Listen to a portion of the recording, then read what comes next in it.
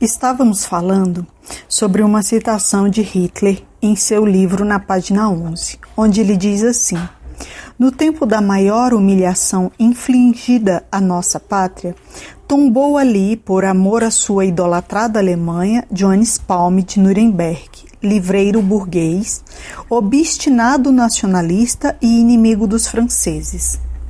Eu fiz uma breve pesquisa e descobri a que grande humilhação infligida à nossa pátria Hitler estava mencionando. Sem fazer essa pesquisa, a leitura fica muito prejudicada.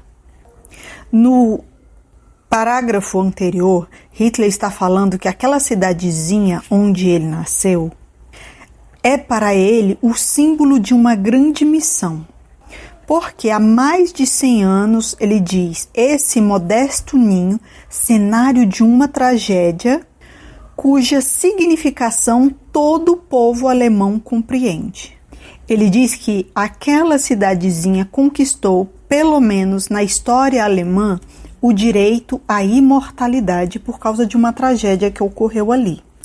Pode ser que o que aconteceu ali, que eu vou lhe contar já, tenha sim marcado a história daquela cidade, daquele povo e até mesmo de todo o país. Mas eu também cogito a possibilidade dele ter cavucado um argumento para ressuscitar na memória um evento que fizesse o povo se doer pela pátria alemã e criar um sentimento nacionalista. E o fato a que Hitler estava se referindo era a Revolução Francesa. Mas, olha só, vamos analisar as datas. A diferença, a distância de tempo entre o nascimento de Napoleão e o nascimento de Hitler são 120 anos. A distância de tempo entre a morte de Napoleão e a morte de Hitler são 124 anos. Ou seja, eles não foram contemporâneos. Mas certamente a Revolução Francesa causou um impacto em toda a Europa. Então não tem como você entender quais foram os argumentos que Hitler estava usando, porque ele estava usando como argumento a Revolução Francesa. Então, depois da leitura desse livro aqui, que Hitler escreveu, obrigatoriamente, depois dessa leitura, nós precisamos buscar uma leitura sobre a Revolução Francesa, e eu já sei até o livro que eu vou ler, de um escritor que esse sim eu posso ler com tranquilidade, porque é um livro, é uma leitura extremamente agradável, de um homem que tem valores semelhantes aos meus. Mas isso fica para uma próxima playlist. Então nós precisamos voltar no tempo. Se Hitler estava citando a Revolução Francesa, nós precisamos entender o que estava acontecendo na Alemanha durante a Revolução Francesa. Entenda que, enquanto a França passava por transformações radicais, queda da monarquia, direitos do cidadão, reis indo para a guilhotina, ascensão de Napoleão, a região que hoje nós chamamos de Alemanha não era um país unificado. Aquele território reunia centenas de reinos, ducados, principados e cidades-estados. E dois reinos muito importantes se destacavam, que era a Prússia e a Áustria. A Prússia, que era um estado militarizado, e a Áustria, que era governada por José II.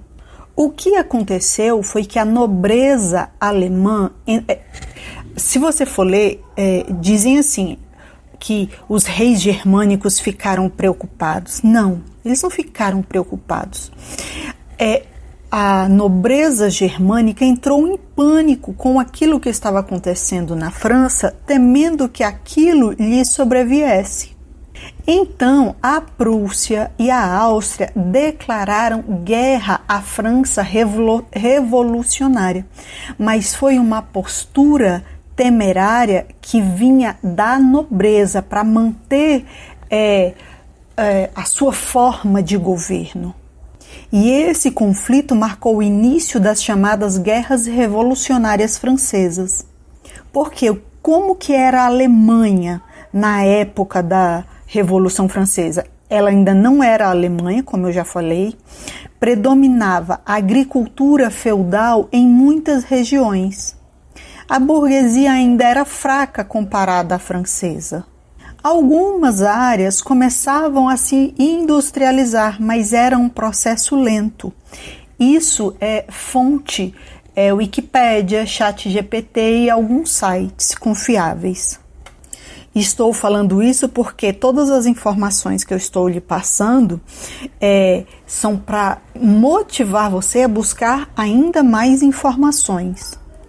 Então, para resumo de história, enquanto a França derrubava a monarquia e reinventava o mundo, a Alemanha estava fragmentada, eu não vou dizer despedaçada, porque ela não foi quebrada, ela ainda não havia sido reunida. Mas o que a Alemanha estava tentando fazer era conter as ideias revolucionárias.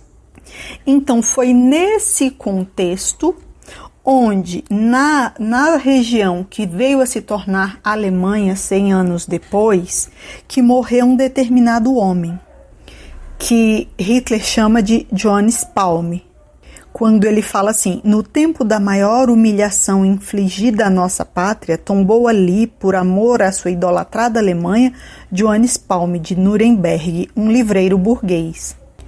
Então já falamos como era a Alemanha no contexto enquanto acontecia a Revolução Francesa.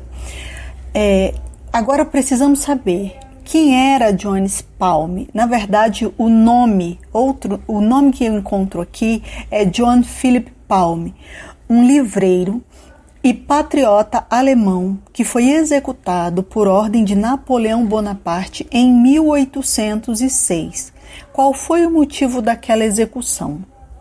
Aquele homem distribuía panfletos, mas não eram quaisquer panfletos, eram panfletos antifranceses que denunciavam a humilhação da Alemanha sob o domínio francês.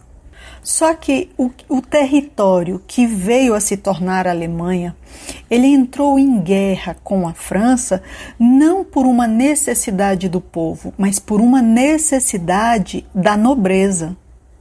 Porque o povo alemão, ele não estava revoltado com aquela forma de dominância sobre eles. Eles toleravam aquilo.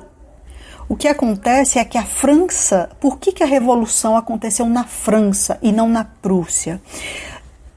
Os absurdos, as coisas que aconteciam na França levaram o povo a dar um basta. Eu não estou falando que foi certo ou que foi errado. Eles levaram o povo a um limite, a um determinado esgotamento.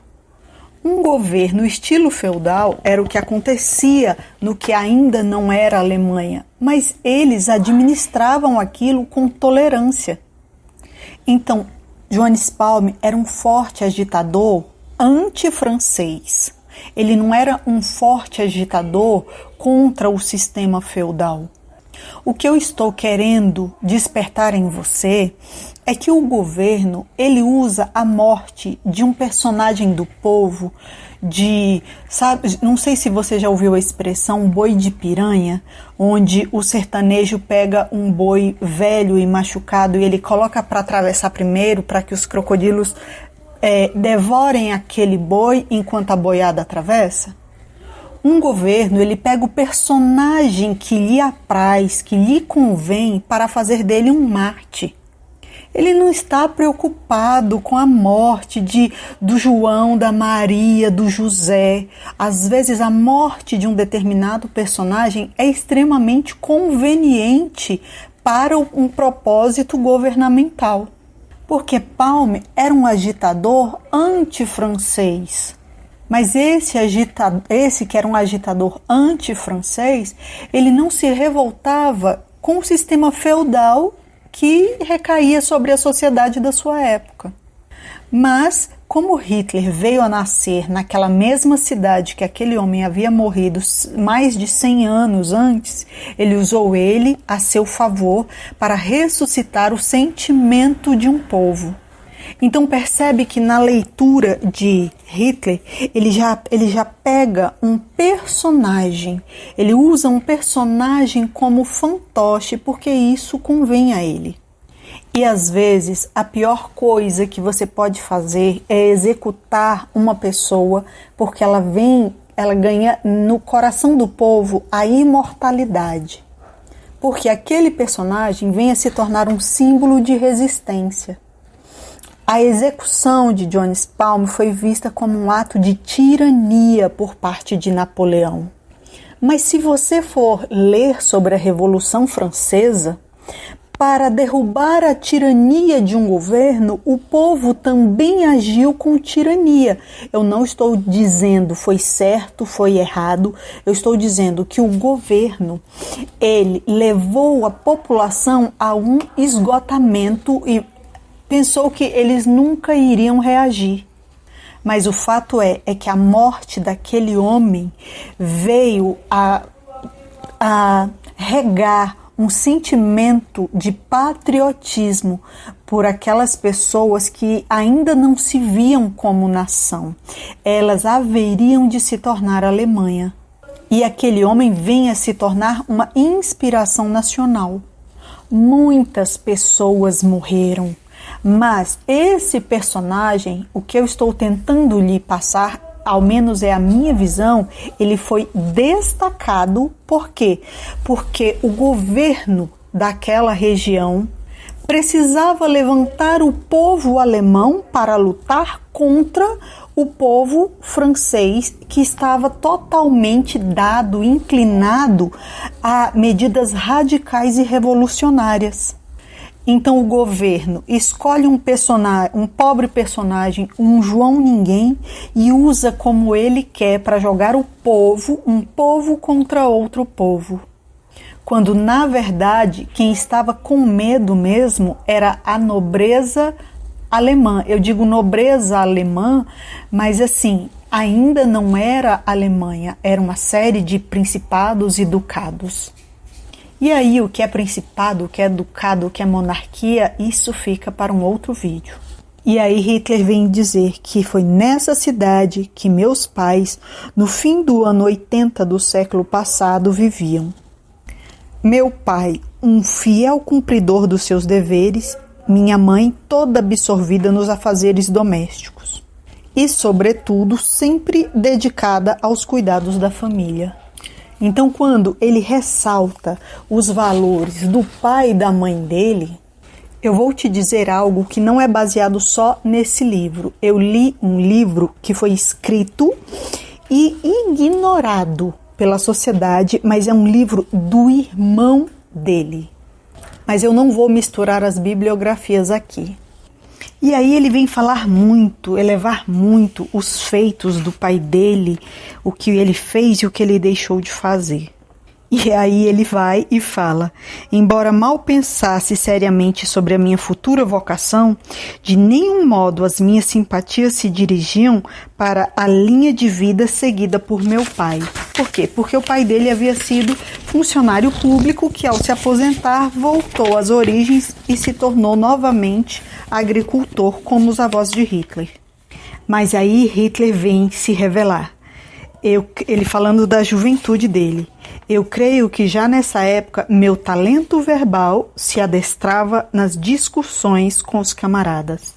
E assim como ele menciona no início, que muito mais se convence um povo pela sua capacidade oratória, porque pela sua capacidade escrita e argumentativa. Ele tinha um talento, ele sabia influenciar as massas, que assim como ele ainda estavam feridas pela Revolução Francesa e por um governo que usou o povo como escudo para se proteger. No próximo vídeo eu vou continuar com o seguinte parágrafo, só para te deixar instigada. Ele começa assim, o próximo parágrafo, que na escola eu me tinha tornado um pequeno chefe de motins. e que na escola isso ele aprendia com facilidade.